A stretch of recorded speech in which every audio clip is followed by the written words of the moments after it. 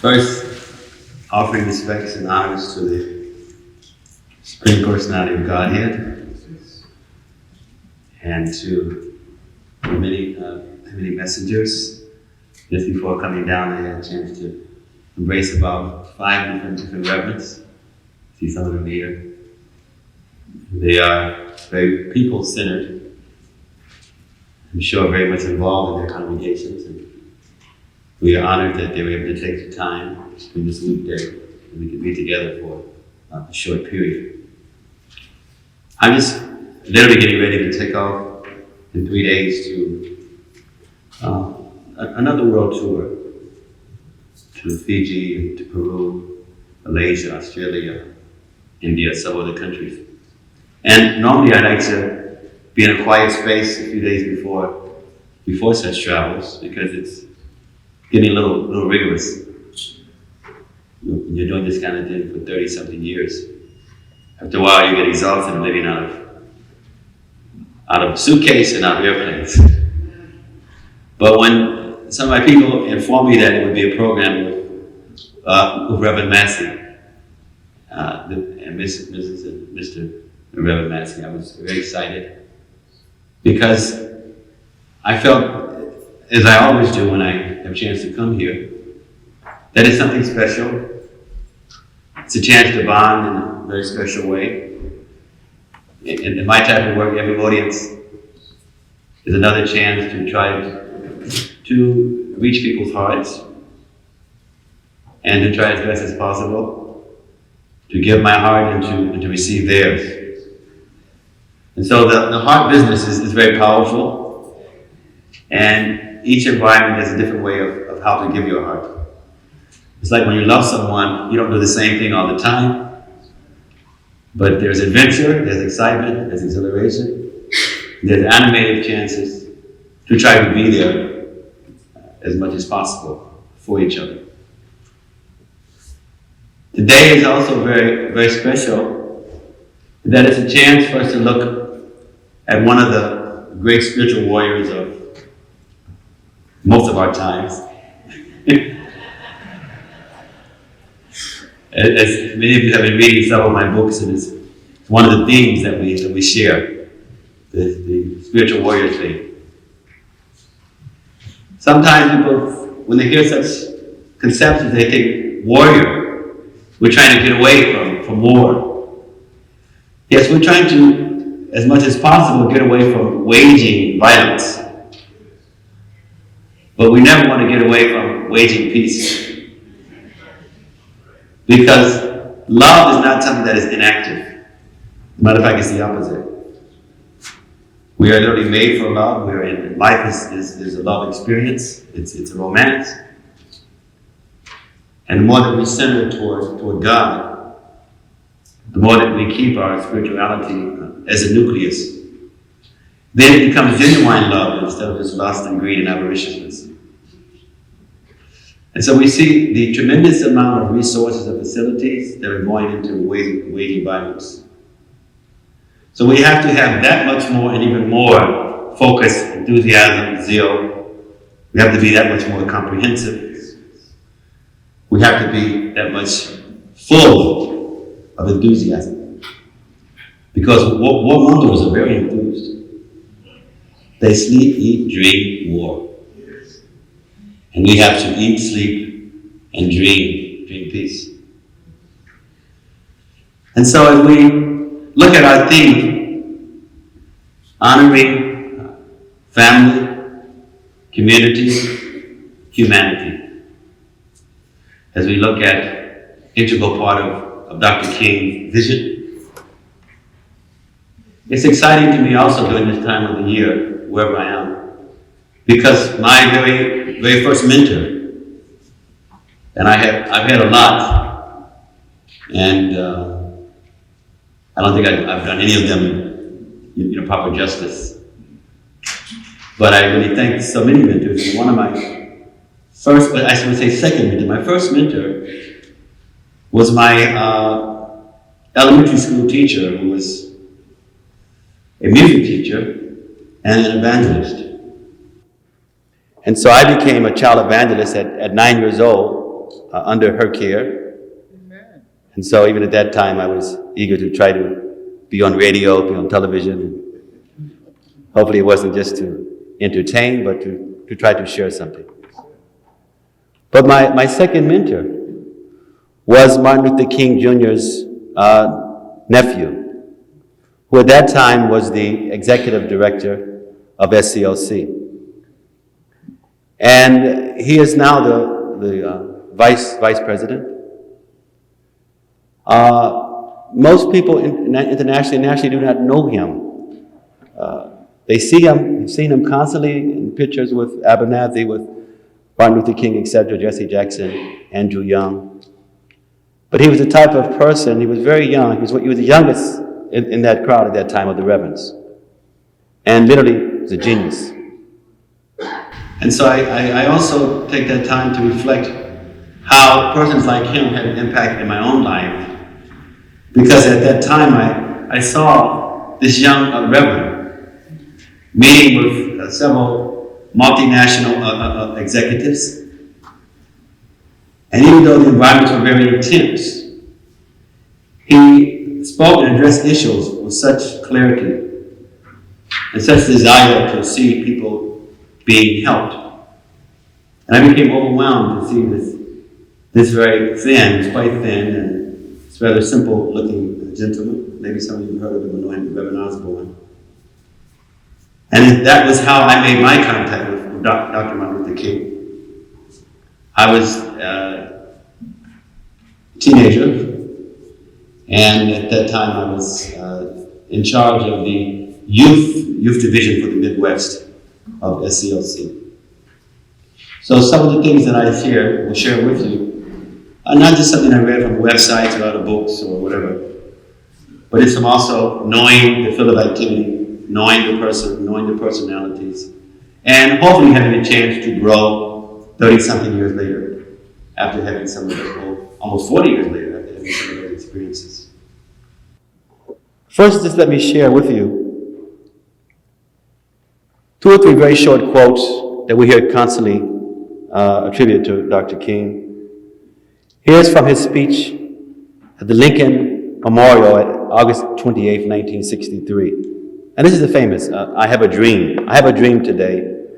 I have a dream that every valley shall be exalted, every hill and mountain shall be made low. Rough places will be made plain, and the crooked places will be made straight.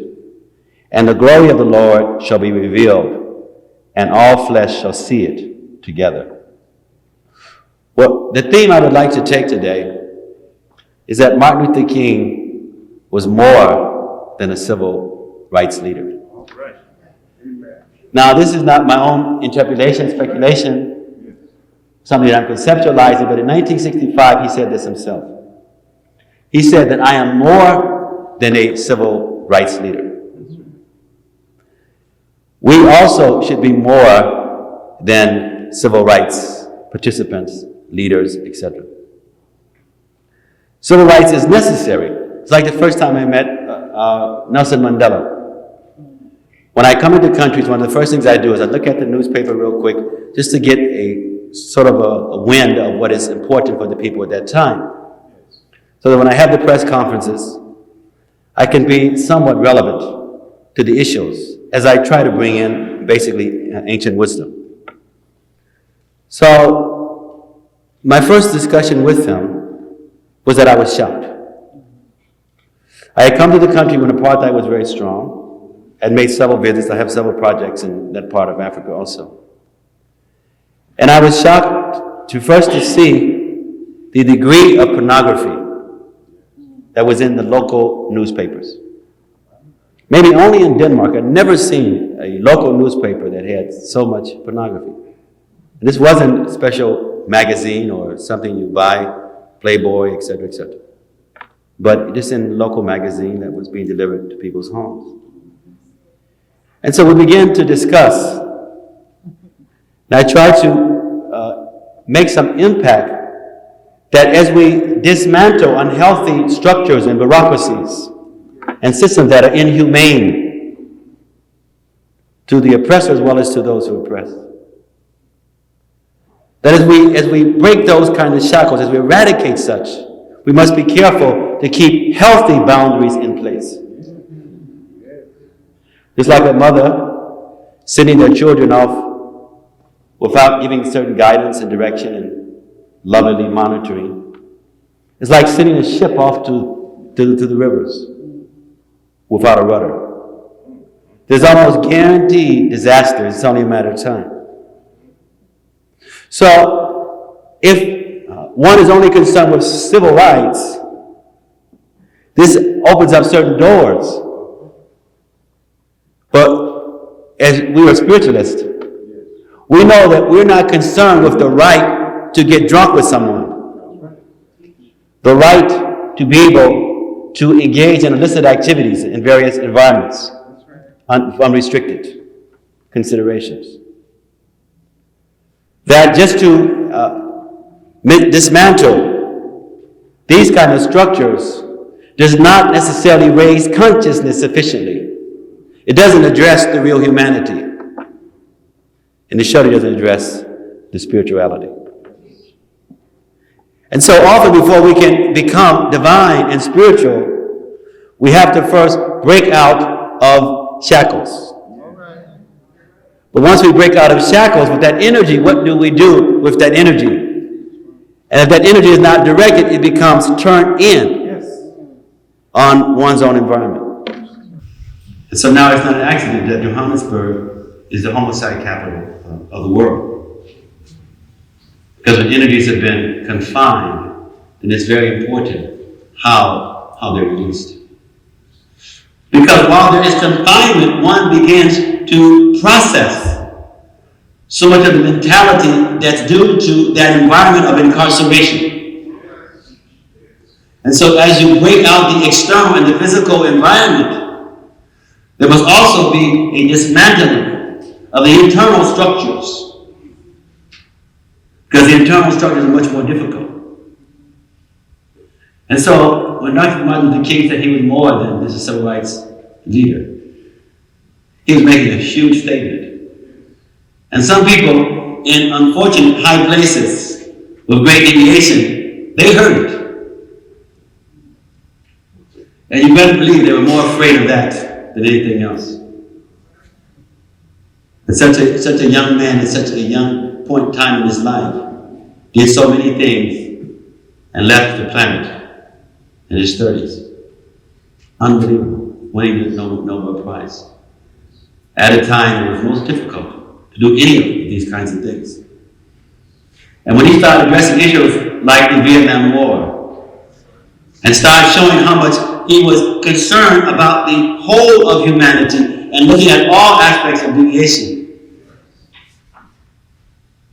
many people became really afraid. Because the greatest war is never just a war of what you see. That's only a small part of it, just the symptoms. But the greatest war has always been the battlefield of consciousness. In 2 days, I'll go to Detroit and keynote speaker at an interfaith conference. It's a pre-law for a World Peace Summit. And one of the main things we will share is this waging of peace.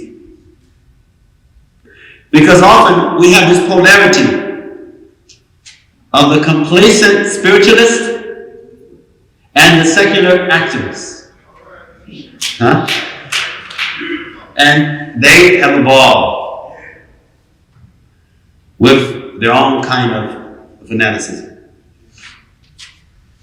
The complacent spiritualist is thinking that God is only in the church, in the mandir, in the shrine, in the temple, in the synagogue. And God is only for his or her particular group, even and based on the economic consideration of that particular group. And the secular activist is thinking that all he or she has to do is just dismantle structures and create another ism, secularism, to replace theocentricity and all of the kinds of things. It's not at all that simplistic. There is a need for a healthy marriage between these two.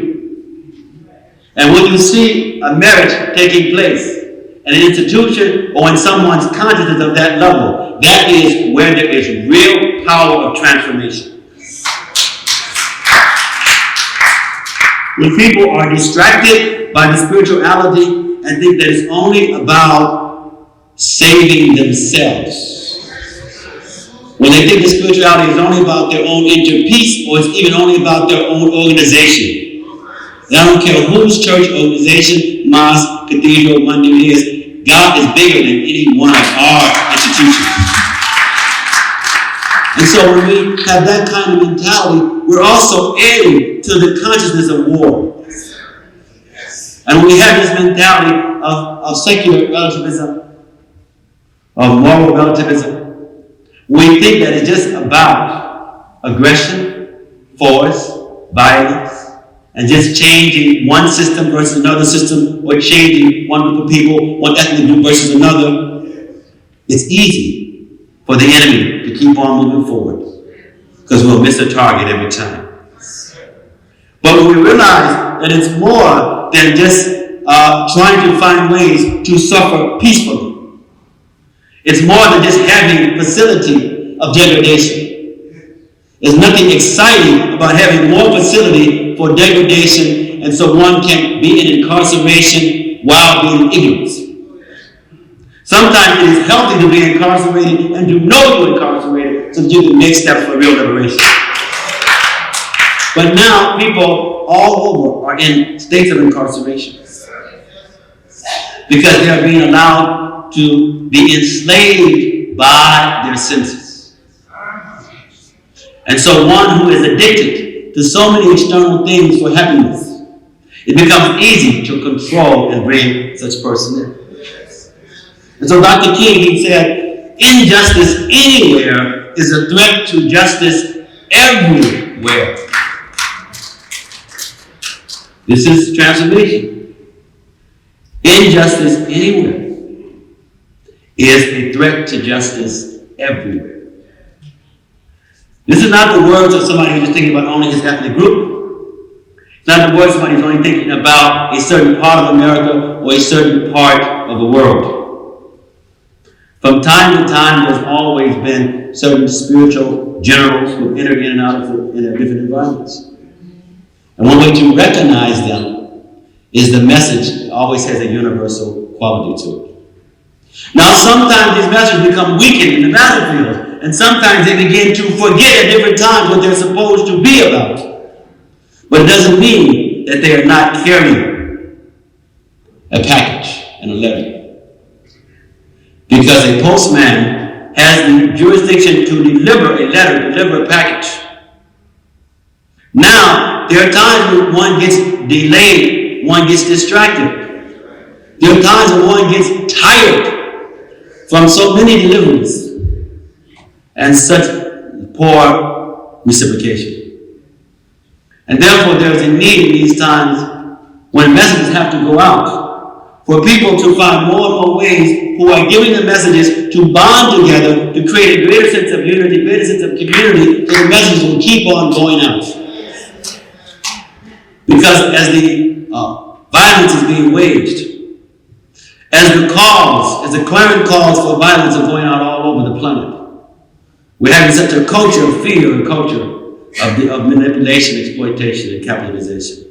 So there's a need for weapons of divinity, weapons of righteousness. The spiritual warrior has weapons of love, weapons of compassion. And it's constantly cleansing and preparing the real battlefield, the battlefield of consciousness. Justice anywhere is a threat to justice everywhere. There's a little story about a gentleman who was expert in growing corn. And each year he would win rewards for growing corn. And so one day, the judge wanted to know a little better. How is it that you grow so excellent corn every year? They studied it. And they noticed that he was giving his neighbors first-class quality seeds to grow corn. They questioned, how can you grow corn, be number one, and facilitate everyone around you? He explained, that is what I do and how I do it and why I'm successful. Because he understood that when the wind blows, the pollination from other people's corn is going to affect his corn. You understand? And so he realized while he did what he had to do nicely, he had to guarantee and make sure around him other people were also doing something of high quality. Otherwise, his corn was going to be influenced. We cannot live with integrity. We cannot live in security. We cannot live in peace and in love and not to facilitate those in our environments. Because we are so interconnected. And the more that we're able to recognize our interconnection, then the more we can be able to accelerate our own life while looking around and seeing so much beauty all around us. Otherwise, again, with a kind of complacent spirituality or a secularism, the tendency will often still be on one's own self, one's own group, one's own neighborhood, one's own ethnic group, and we even say one's own planet, because it's even bigger than our planet. But as we live with a consciousness, you've heard it many times, you think internationally and you act locally, but let's add two others. And you work like anything compassionately, and you live divinely spiritually. If we do like that, as we grow our corn, people around us, we give them the proper care, we give them the proper guidance, we give the best advice that we can, realizing that yes, it does take a village to raise a child. And it takes a village to raise an adult.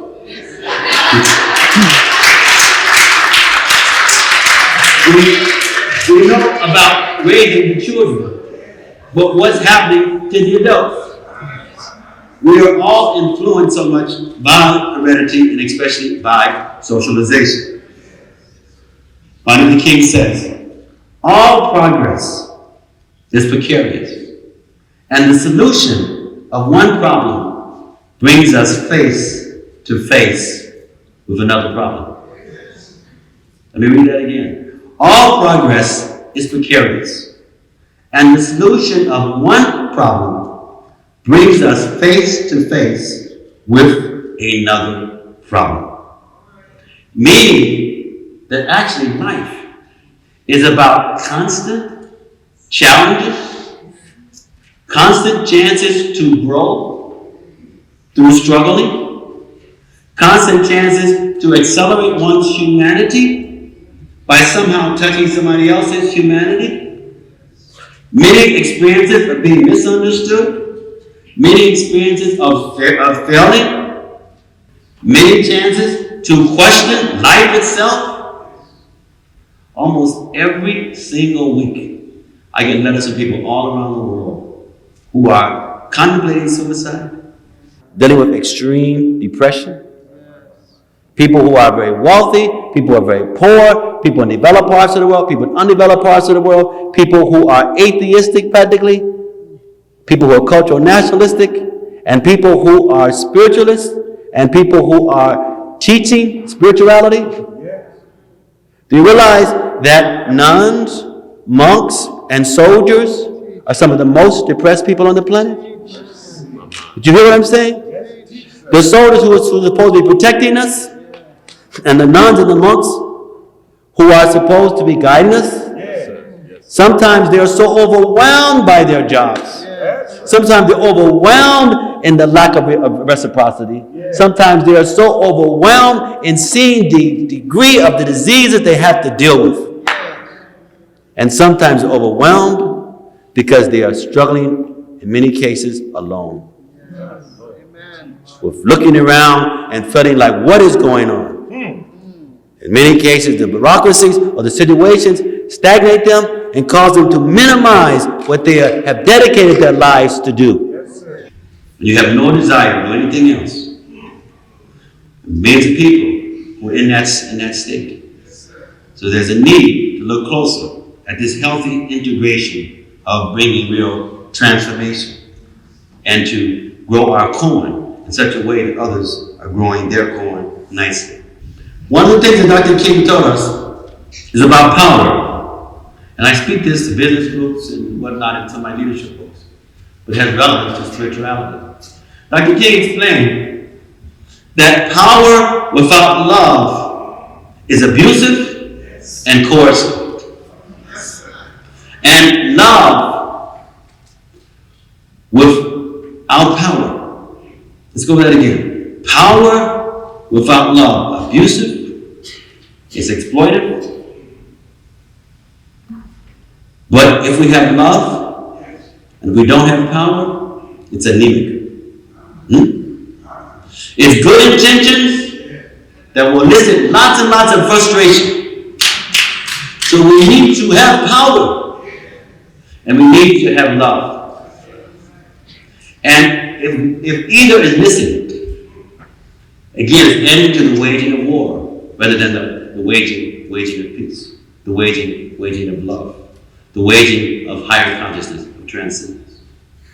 So there are different levels of power. There is first physical power.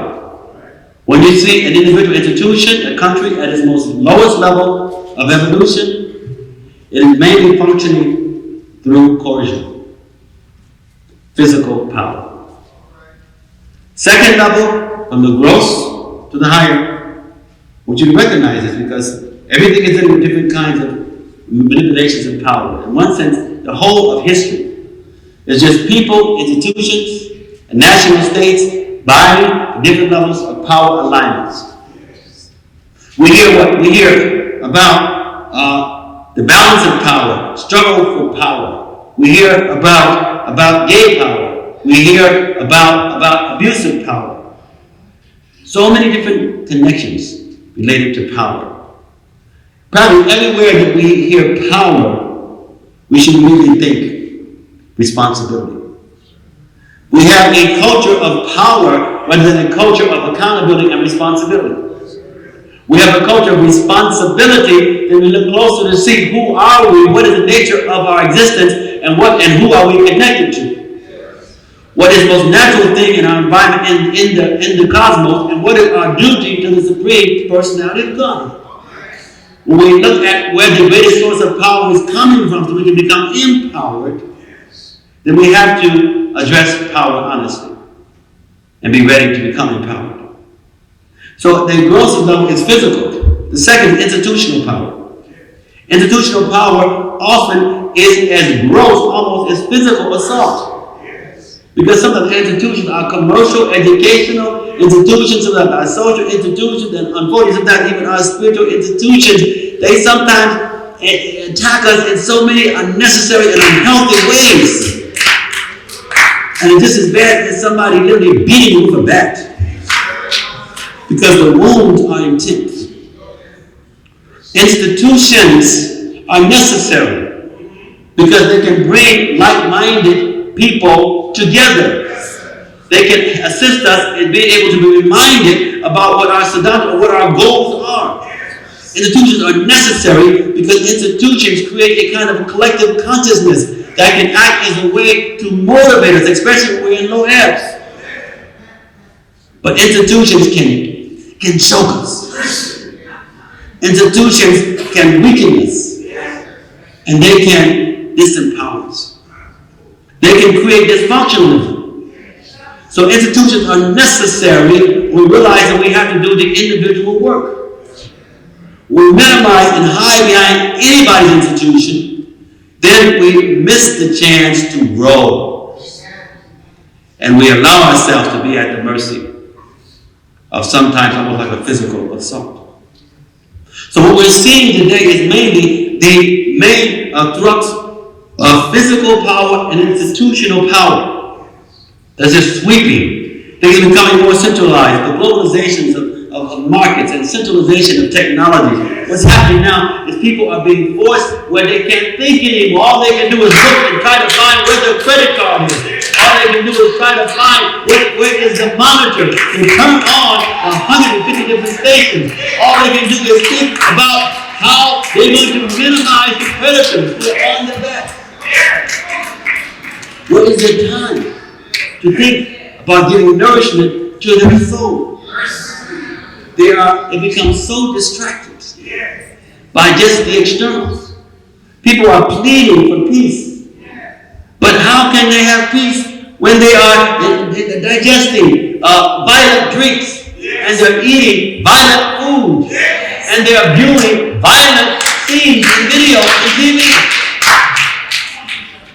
They are engaged in violent types of relationships.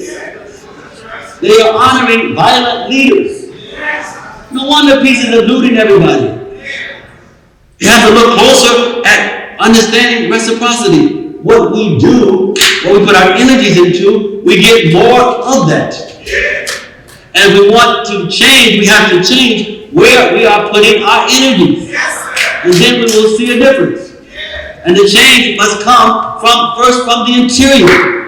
We must make a change in addressing the real battlefield. As we go to battle, we have to have our weapons. We can't keep going out into the battlefields of the work, education institutions, and just on the streets is another battlefield. We can't go out into those places and not be prepared with the armor of love, the armor of truth, the armor of compassion, the armor of righteousness. We can't go there with planting inferior corn. Yes, sir. We get an inferior product, we wonder what has happened. So then we have academic power. All right. A little more elevated. All right. You know, the intelligentsias, intellectual class, they make so many decisions about what is right, what is standard, what is politically correct, etc. Yeah. And a lot of what they are offering to the world is just relative moral considerations. Yes. And it's based on what is relative and transitorial, and it is not what? Some of you heard me yesterday on the radio. I was telling WOL, I said, look, please, why don't you change your mantra? I said, it is not that information is power. So you stop telling people this. Some of you heard me yesterday. I said, knowledge is power. Wisdom is power. And most important, character is power. It's not about information. Information is doubling every 2 years or so now. Information has a lot to do with a lot of things that people are feeding us as part of the propaganda. We don't want us to think that the more data processing you can do, the more things that you can repeat mechanically, the more that you can show that you have bought a lot of books, is a sign that you have great character and that you have wisdom. We see that there is such a shortage with the people now on the planet who know the price of everything and the value of almost nothing because of a lack of character. And so it takes the people to abide greater sense of character so that they can impact upon the leaders. So the leader will not lead in such aspects of incarceration because they have little character and people do not recognize what constitutes proper behavior, proper character. When they are so bounded by information, you can't examine people sufficiently. Because information is overload now. I get almost 200 emails a day. It's an overload. And so one gets so blasted with things that are in front of you, you have little time to go deep into the interior. And so, if we're only thinking about civil rights, we're thinking about how can I also be able to experience the information? Yes. That's right. How can I get my hands on the information? We want to get our minds and our hearts on the wisdom. Yes, sir. We want to embrace that wisdom as we honor the real sense of transformation. And so then we have what is called intuitive power. Yes, sir. This is what you find poets and philosophers. Yes. It's a little more more refined. All of these is interacting on the planet, interacting with institutions, interacting with individuals' conscious at different times. But now, even more is emotional power. This is what you find the influence from entertainers, from sportsmen, as you see artists and how they have impact on people. It's very powerful of how they enter people's psyche. You see people, they dress like the entertainer, yes. They have their pictures, their photographs, they practically worship them like idols, they dance like them, they sing like them, they cough like them, they sneeze like them, they go to, unbelievable. So they have become possessed in such ways. And unfortunately, sometimes the characters they are imitating are full of degradation. Because they have learned so well through the school of incarceration rather than the school of love, and so they perform as prisoners and they imprison other people's minds. Mercy. And then we have sacred power. And the sacred power is what we possess in our various religious institutions. Very powerful. We come together and we pray and we chant and we meditate. We come and we perform the rituals. We perform the samskaras. We perform the rites of passages. We come together to engage in a sense of communion. Right. But today, we need that. Yes, sir. And we need even more. What we need is this last level of power. Yes. And this is divine power. Now there's a difference. The divine power is what Jesus says when he said, the Bible says, as many as follow him, to them he gave the power to become sons of God. Mercy. That's right. The divine power is when Muhammad had his transition. Yes. And he went to the lower planets, then to the medium planets, and then he went to heaven. When he got to heaven, Angel Gabriel couldn't go any farther. And the Quran says after he went to heaven, he went to what is called Sudratil, where he met Allah face to face. But the Bible says, the pure in heart shall see God. So the religious power says there is a God. God is great. God is good. God is wonderful. But the divine power lets us know how wonderful he is. Lets us know how great he is. Lets us become like a puppet where we are used by him. In the ancient wisdom teaching Sanskrit, we call this avesha, where one can become so much desirous to plant corn nicely. One can become so desirous to see others plant corn nicely. One can become so desirous to want to check the incarceration that is now capturing so many people, that such a person becomes so empowered that they break off their own shackles and they get strength to break off shackles of many, many people, because an aspect of God enters into their form, their deity, their body, and when it enters into their form, they become divinely empowered and they become full of love to such an extent that they are waging peace and waging love like anything. And everywhere they go, they are love in action. And as they enter the people's psyche who are drunk by the illusions, by the propaganda, by the sense gratification, drunk by trying to follow the fads and the transitory and the relative things, drunk by thinking that they're only a part of that particular neighborhood, that particular gender, that particular planet, and those qualities of love, they enthuse, they share some of their divinity. We need to have people who become overwhelmed with divine love, divine power, because people are now so deeply incarcerated. They are so deeply being controlled. They're so deeply being brought again into the slave ships, deeply being brought in again into the extermination chambers. And this time, they do not even realize that they're being brought into these places. Because they are what? They are enjoying themselves to death. And as they are enjoying themselves to death, nobody has to put them in chains anymore. Nobody has to give them gas. Nobody has to take their land. Nobody has to take their name. Nobody has to take their identity, because it's already being taken away as people are allowing themselves to do it themselves, and then doing it on their children, and doing it on their communities, and doing it in their neighborhoods.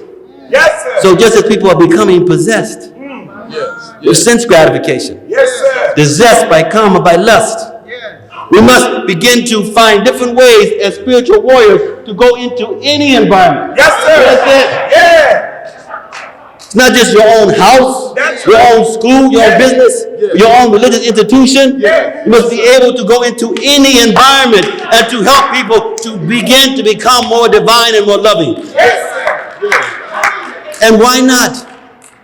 The oppressors, Yes. Yes. the Satan, the Maya, the demonic aspects, they are going into all environments. Yes, they are. They don't say, because you're a man, I'm not going to bother you. Yeah. Because you're a woman, I'm not going to bother you. That's right. Because you got a PhD, I'm going to let you go. Yes, that's right. Because your father is a doctor, Yeah.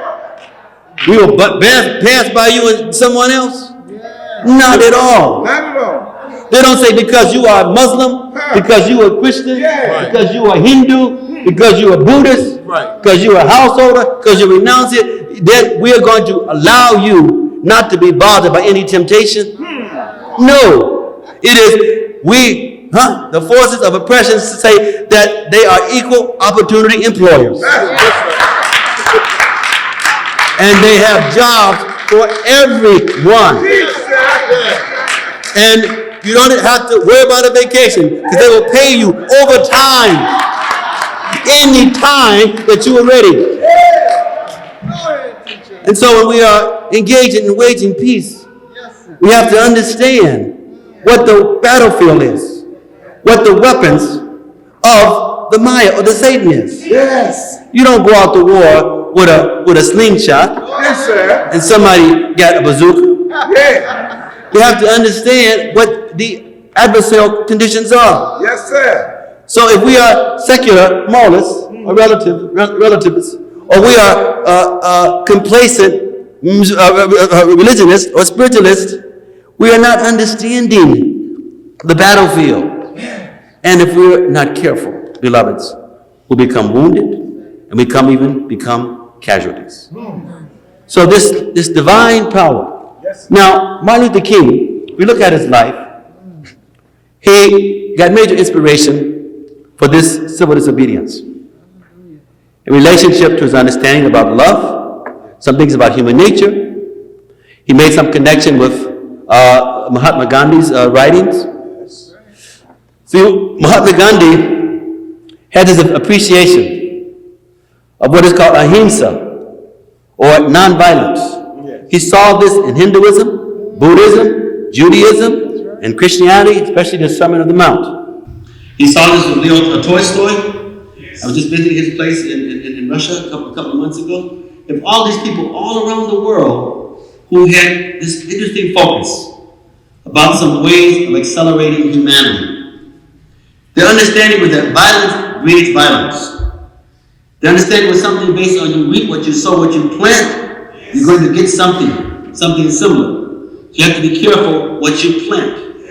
So you have this principle of Satyagraha, which means Sat, which means truth, and Graha emphasized holding firm.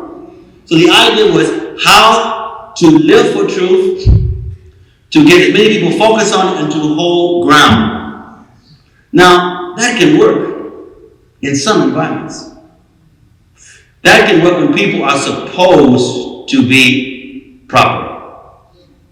That can work when people are concerned about looking proper.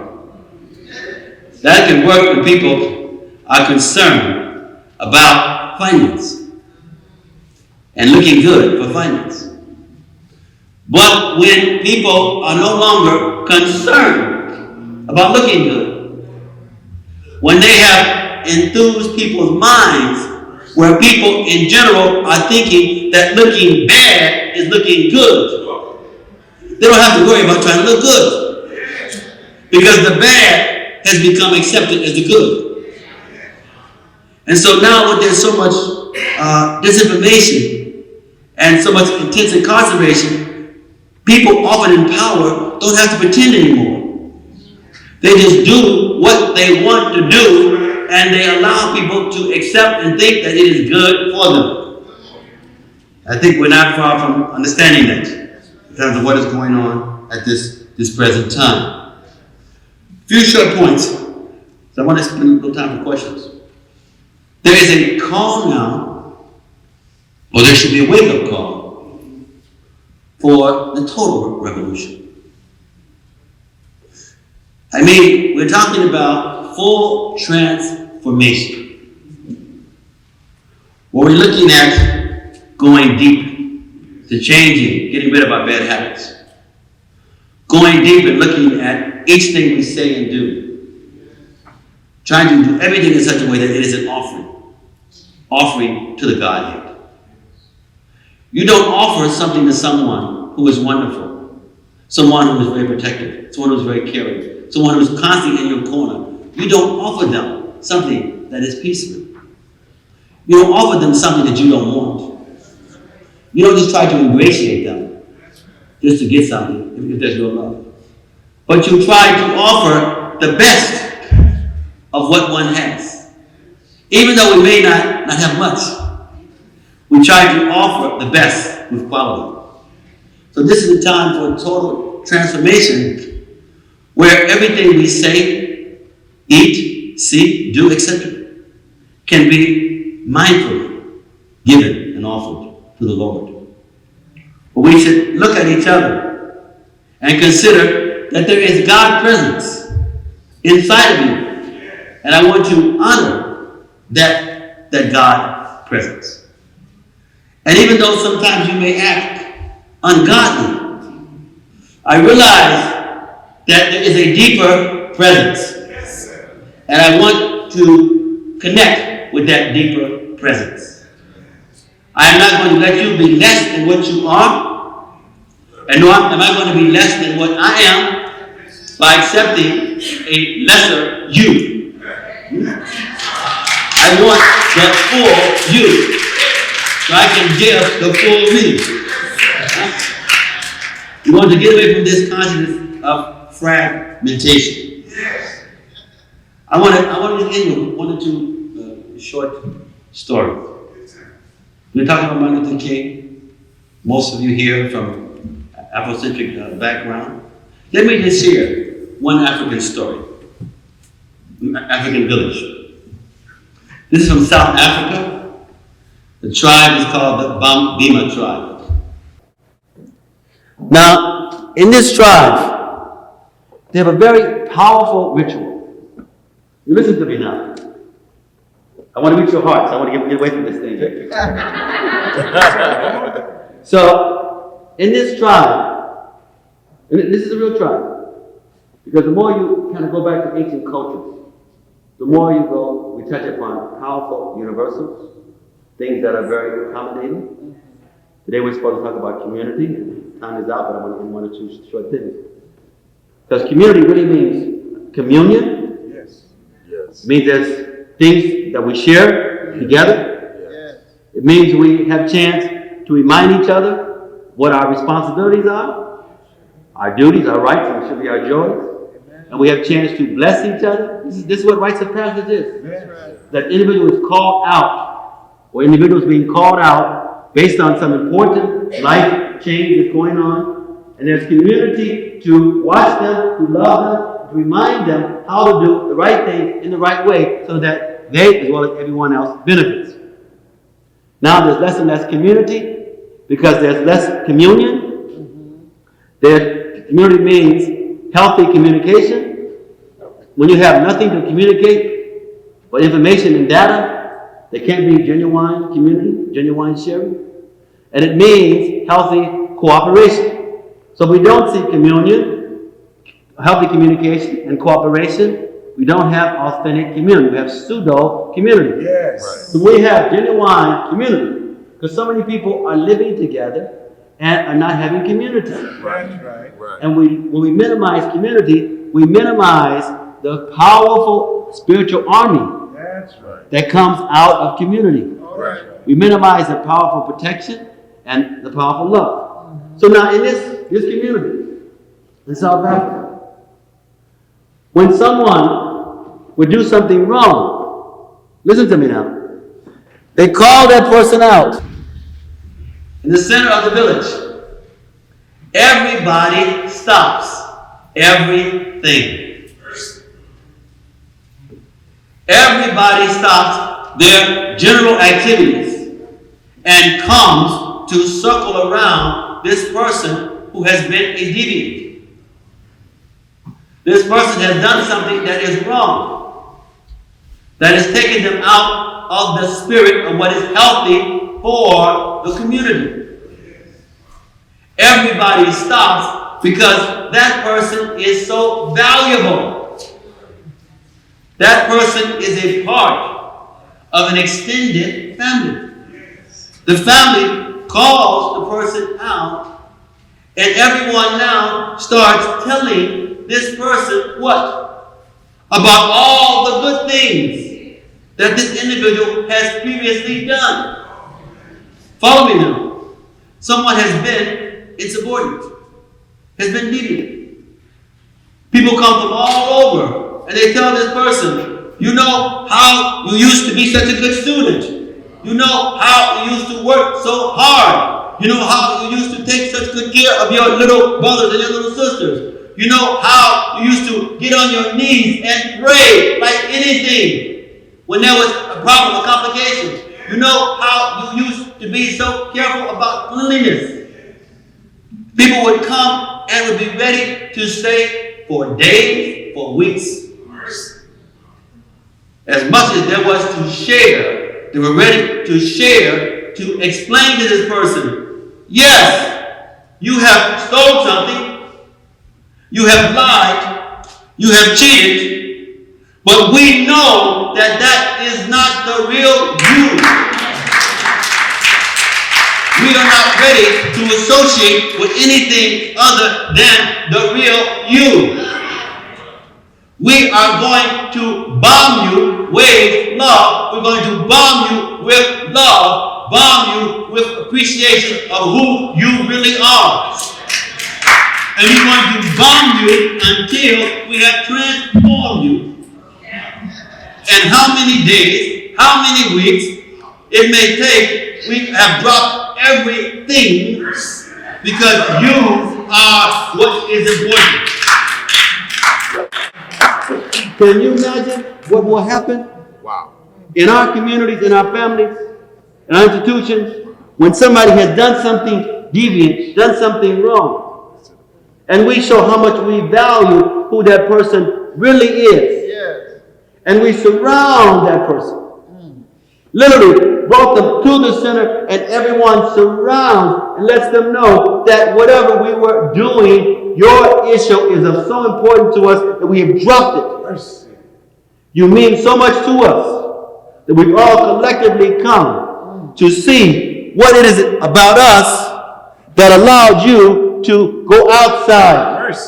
So we've come to bring you inside by coming around you with love, with concern, with reminding you of what you really are and what you can really do. What about forgiveness and reunion? Where our families, our institutions come together and we go love finding. We reach out to bring transformation. How often do we get into somebody has a problem? We ignore them. We throw them out. We look at them and we think, yes, I knew all along that I am better than you. Because I did not do that. As we grow more and more in our spirituality, we become that much more concerned about everyone. That's right. Especially those who are stuck.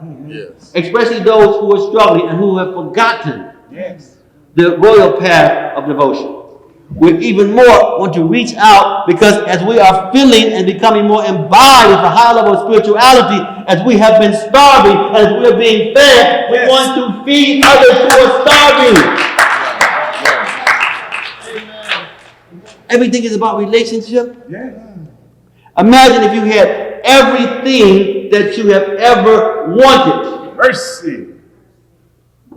Only for yourself, with yourself, and there's nobody to experience it with.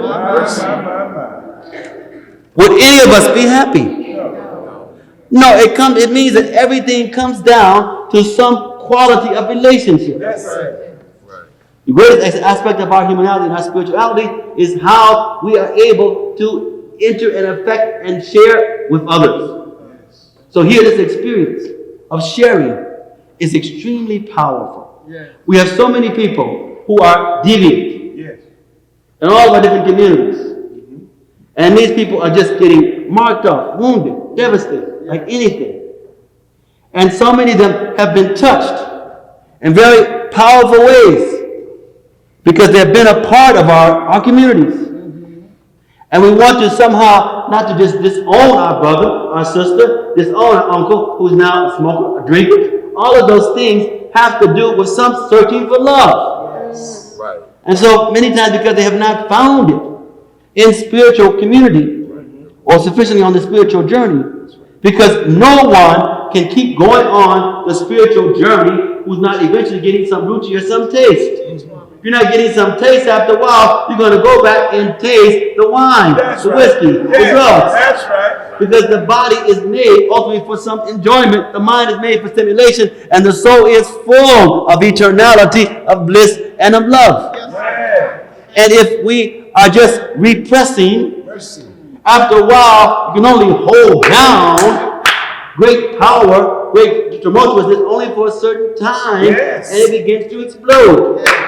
We have so many people who have gone on the spiritual journeys and all different kind of traditions. And after so many years, they begin to question whether there's even God. 15 years ago, one of my services was visiting monasteries all around the world. I was shocked to find a number of nuns and priests who have become atheists, even though they have been living in the monasteries for 45, 50 years. Because after a while of just being mechanical and being just like you have a professional soldier, you have a professional doctor, you have a professional teacher, and they know how to talk the talk, but they do not walk the walk. So at the end of the day, they even bore themselves with their talk. So you have people who have become so mechanical in the ritual, and they go to their quarters and they're hating themselves because they realize that their own life is not an expression of experiencing the higher. They realize their own life is that they are like parrots who simply do not have realization, do not have contact with the spiritual dimension. And therefore people who go on year after year, and if they're not reaching, having something higher, they'll begin to go backwards. Because the hunger will be so strong. They're not being fed spiritually. They will look, a starving person is vicious, trying to get some type of fulfillment. Let me give you one last story. Again, this is the East African tribe. According to wherever I'm in the world, I'll give you stories according to your culture, your country, etc. Here, I'm in Washington, D.C. I'm in Anthony Zion Church. And if you're not careful, I'm going to start preaching in a little while.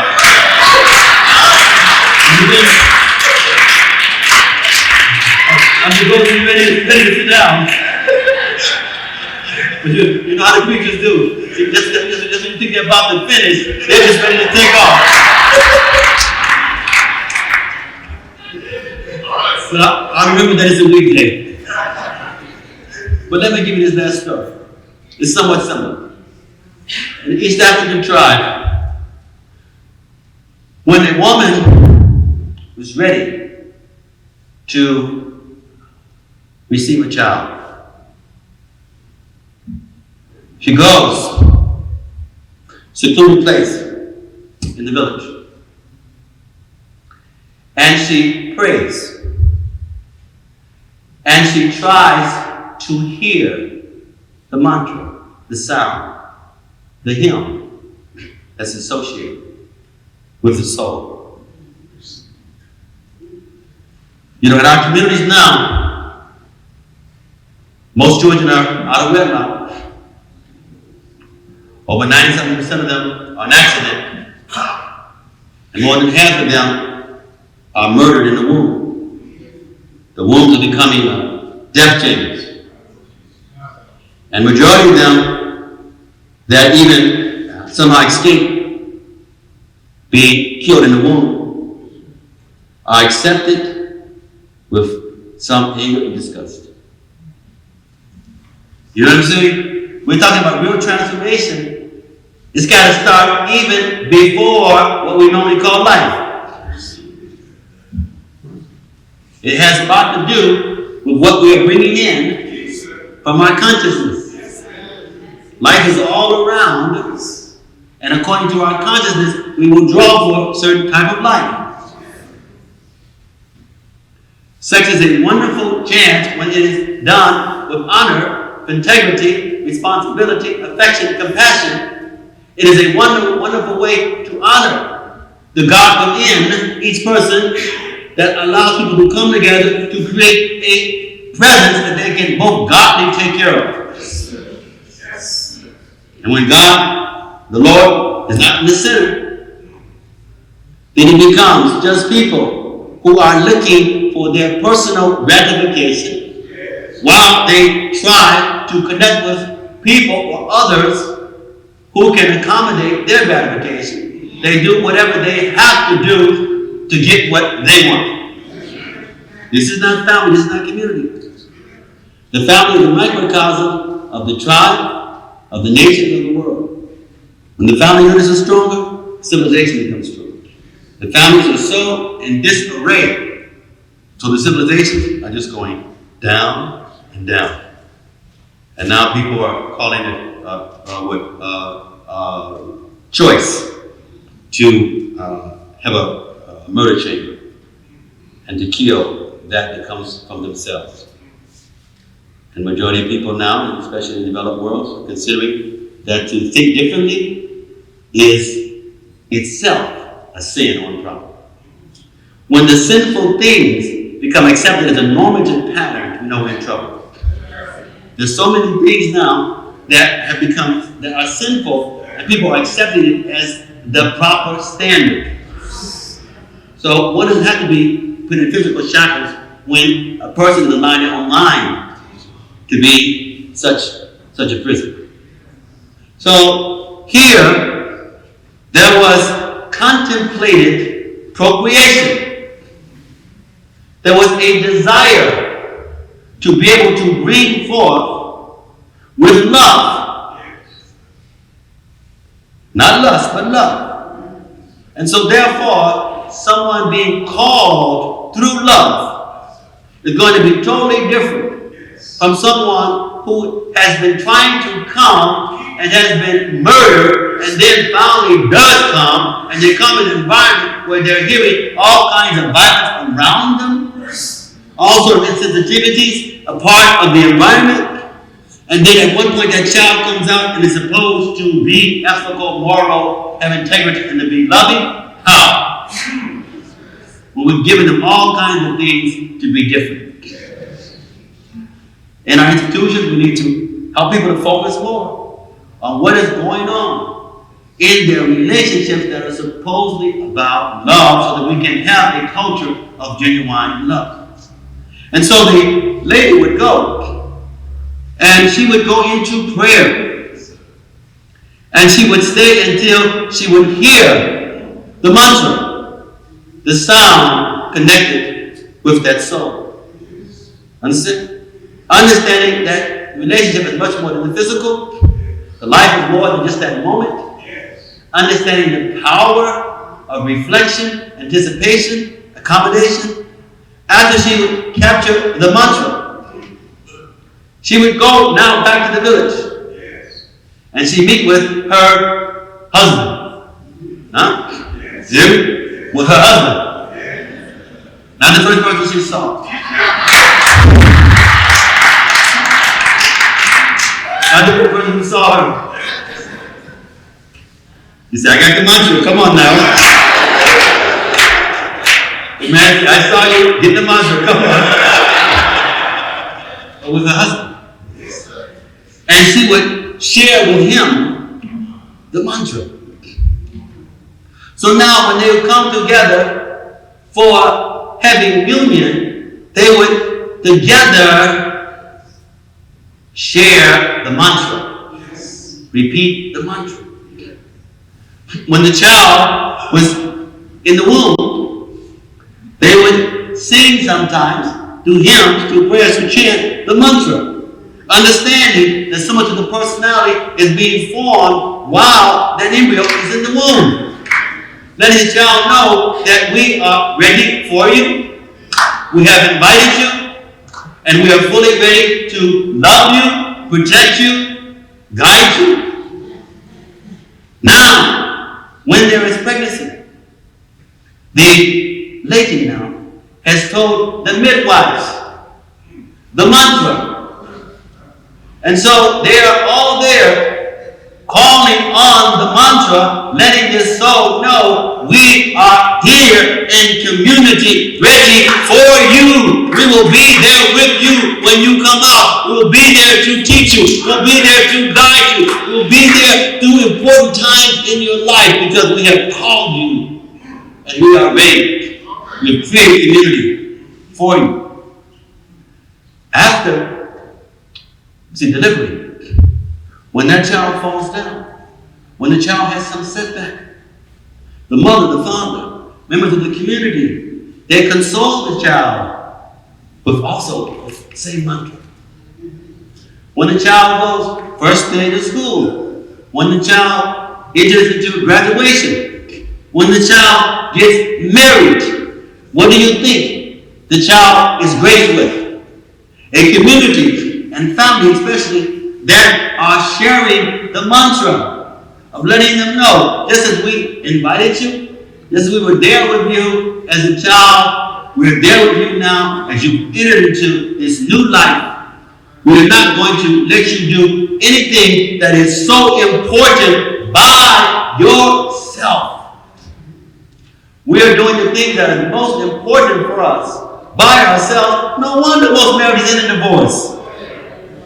How can you do something so important when we're captured by infatuation?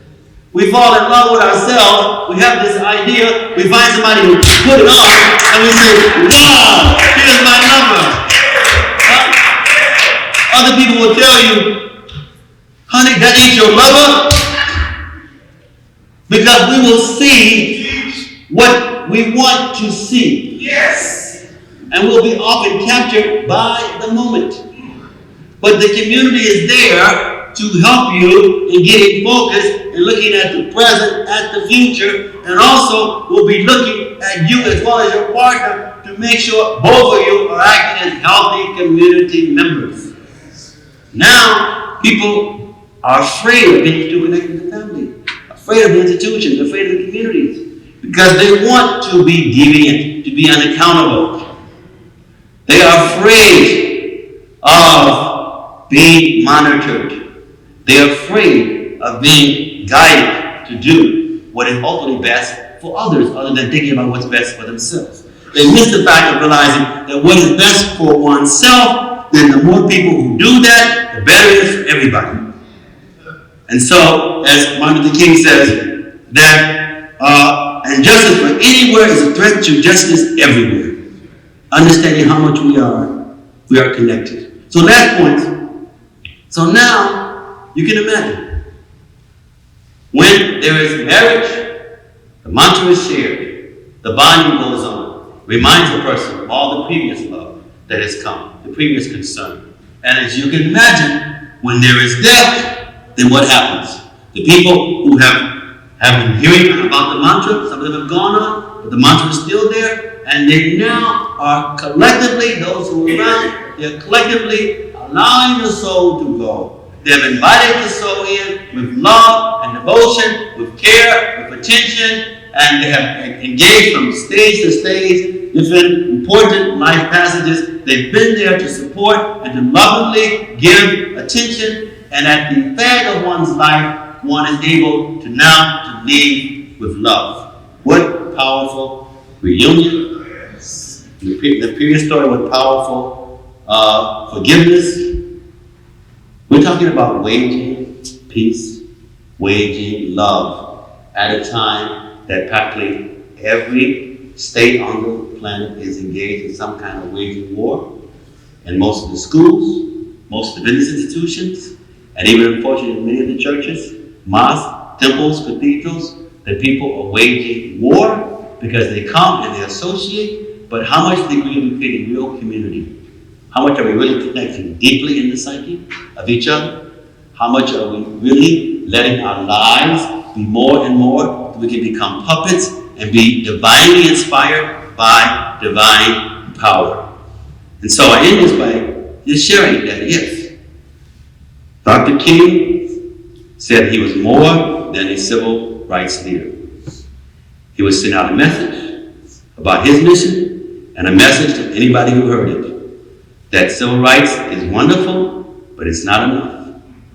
We want to honor being proper good citizens in different environments, and people to treat us as good citizens, whatever our situation is. But we want to recognize that all of us are much more than the geographical situation, the ethnicity, the gender. We're all much more than that, because God is much more than that. And we can't become genuinely godly by being fragmented, by being sectarian, by being so captured by the externals and by the lust. And we can't be genuinely godly and just trying to see how to plant our own corn. As we plant our corn nicely, we have a duty to see that others are also, their health is okay, that their psyche is okay. We have a chance to share whatever that we have, whatever little, whatever great amounts that we may have. As we do that, then our corn will definitely become better and better as the environment itself impacts upon us. And so we want to focus, especially in these times, on our individuality, relationship to our family, relationship to our communities, relationship to humanity, at a time when our humanness is getting thrown out by information, by propaganda, by fads, and by sectarianism. So these are times like ever before that we really need to realize that we are already at war.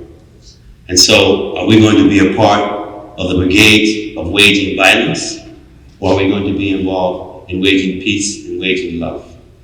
And if we're going to be involved in waging love, we have to be versatile and not ever giving up the essence, but we have to be versatile to constantly to look for the love, look for the divinity, look for the righteousness, and be able to embrace it wherever we may find it. Where we don't find it, doesn't matter if it's in our own neighborhoods, in our own house. We have to be ready to lovingly to address it.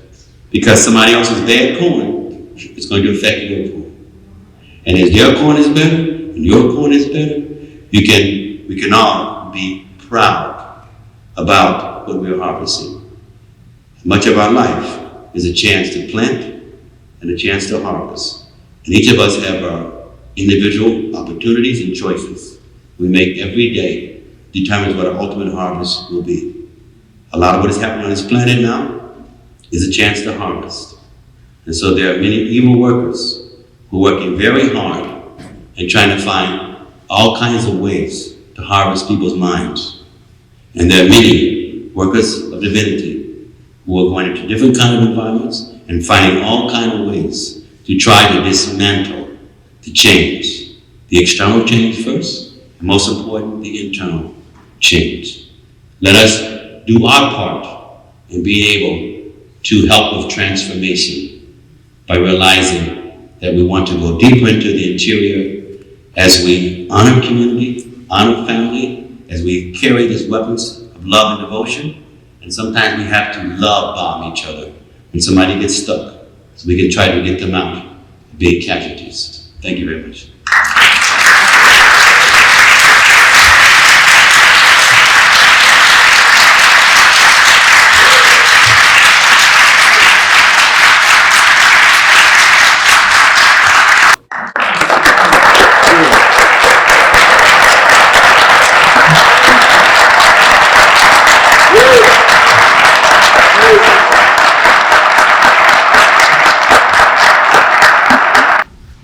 If you have a question, I see we have a portable mic. You can raise your hand and we can try to take a few questions. We sprinkled several things. Our focus is looking closer at the family and closer at humanity. We do that through a deeper investigation of what is authentic community. Authentic community means we have something to communicate, We have something powerful to share with communion, and that we're ready to cooperate. Forced conformity is unhealthy, and excessive individuality is anarchy is also unhealthy. Community must be able to honor diversity. We must celebrate diversity, but we must celebrate unity even more than diversity. If there's not sufficient unity, if unity is not stronger within community, within institution, then it's not really authentic. If people are being forced to accept a certain standard, a certain activity rather, without being educated to do such, people will do, but will also not be genuine. It will not be lasting.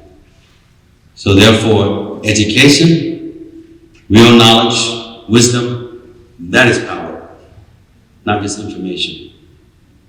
In some areas of Christianity and even in communities, in psychology even, they say that if an individual is in an environment or a community that is toxic and dysfunctional, and as in the field of Genesis, it says, come out from amongst them, and he will develop himself.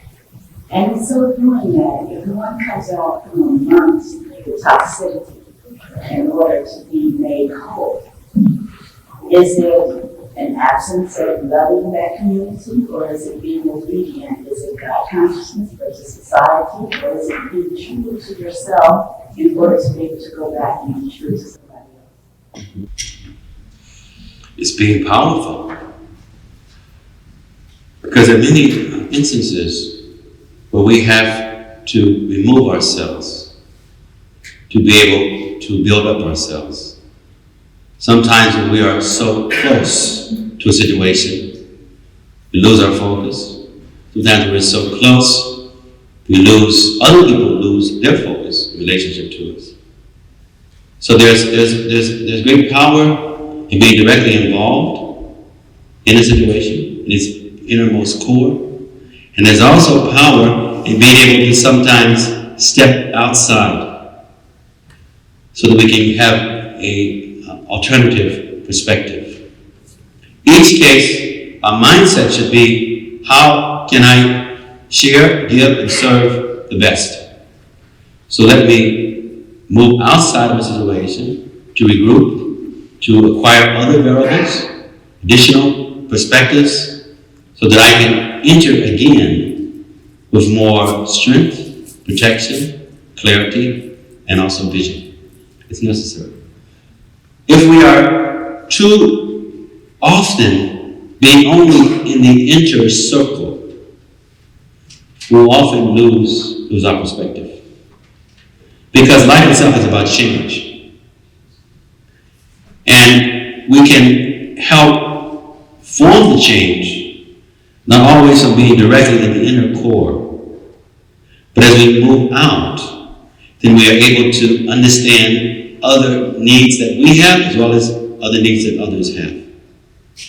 This is why you find often that you'll see spiritualists, they will be distinctly connected with a particular institution, situation, but if they're really trying to grow, they will also look and they will read and they will gain other information to help them to strengthen their own situation with greater chastity.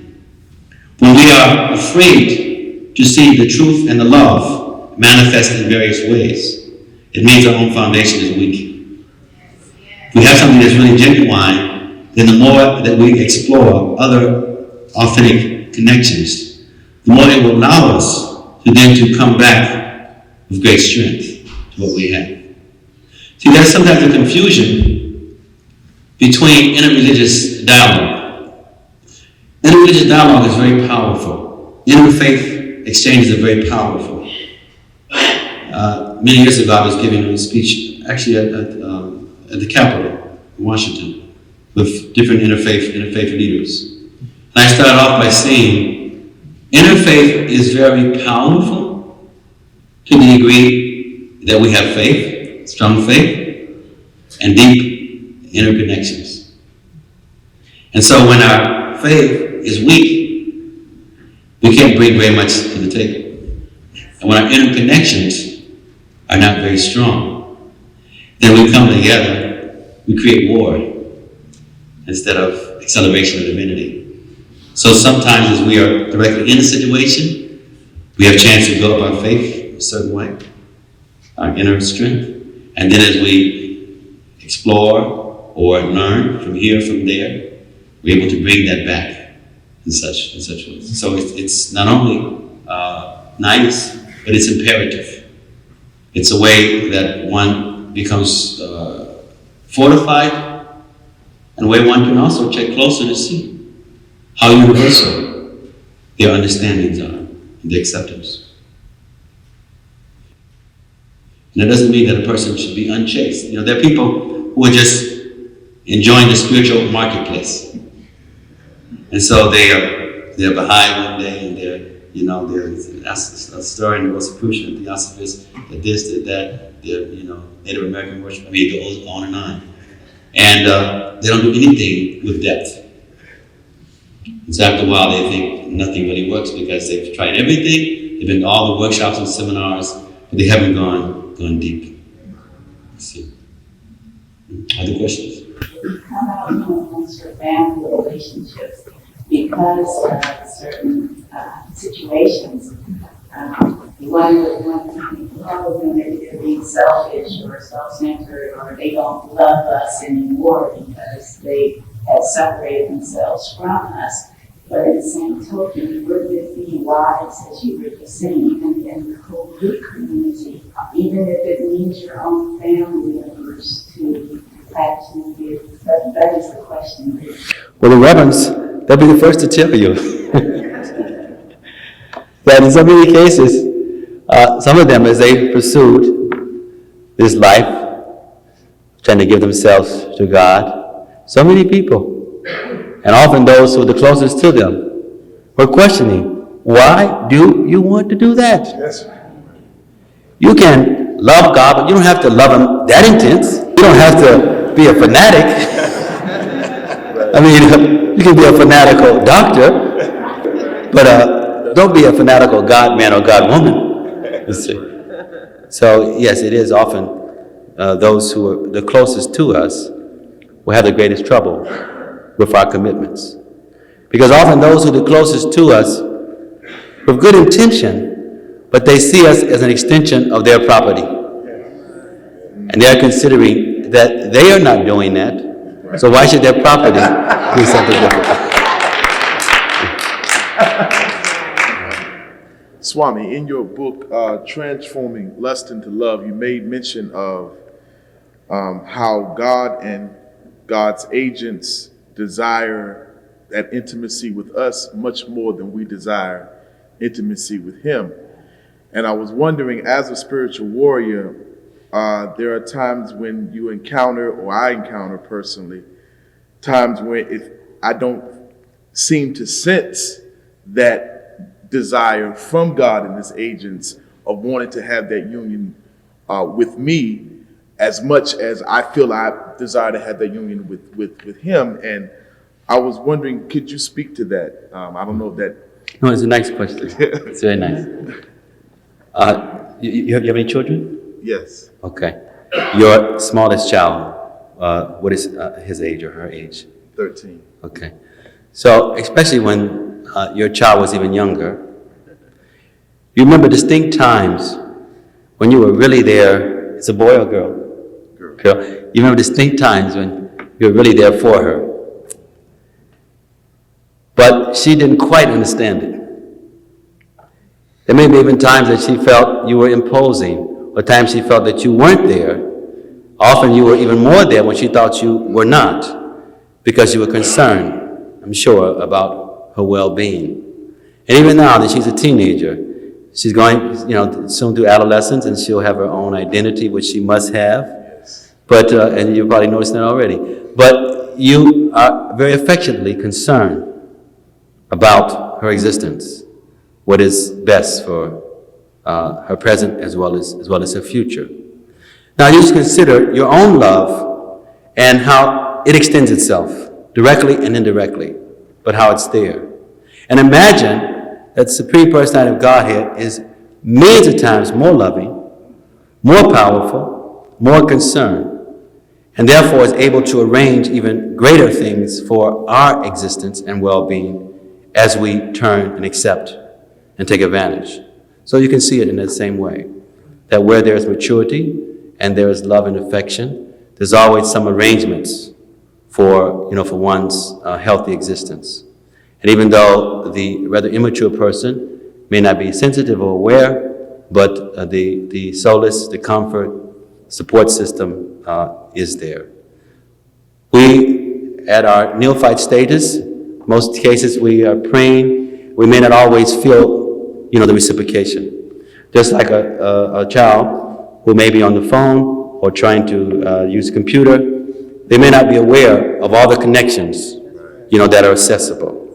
But gradually begin to realize that you just dial such and such, and you get this person, and you tune into here, and you get this, and they're just amazed at all of the opportunities, that are accessible. So as we go on and on in our spiritual life, we begin to remove things that we have put up as blocks.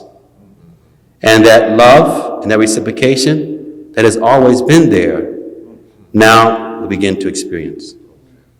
And as we remind ourselves, our spiritual journey has never been just about reflecting on what the great sons of God, the great acharyas, did. It's not that Jesus, Muhammad, Buddha, Baha'u'llah, Ramanujacharya, Madhvacharya, Bhakti, it's not that these great teachers came into this universe to perform. They came to waken ourselves up, to share some of the culture of animated love, and they came to show us what was possible by taking on human-like existences, doing all kinds of human-like types of activities. But what they were really trying to do is help us out of our amnesia, help us to remove some of the fear, doubts, and the information that has caused us to miss the wisdom.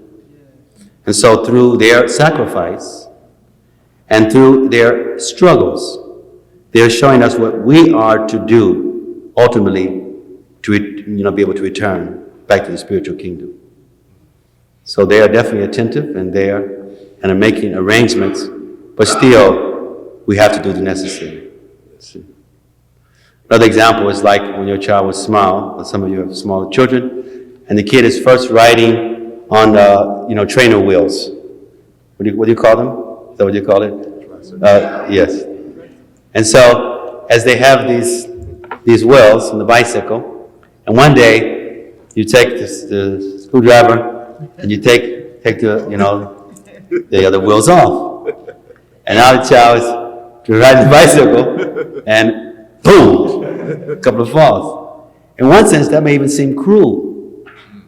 That here, the child is so protected, with the training wheels, and you have taken the wheels away. Right. Child can question mommy or daddy's affection toward them. The child has just scratched her arm, and she's thinking, scratch my arm because daddy took off my wheels. Right. But you are having a stronger vision, and you're realizing that as you take away the wheels, she will struggle some, but then she will be able to ride the bicycle. So there are times when it seems like God is leaving us just to get scratched up. But it's a mercy, and it's a way that we're able to drive, to right ourselves.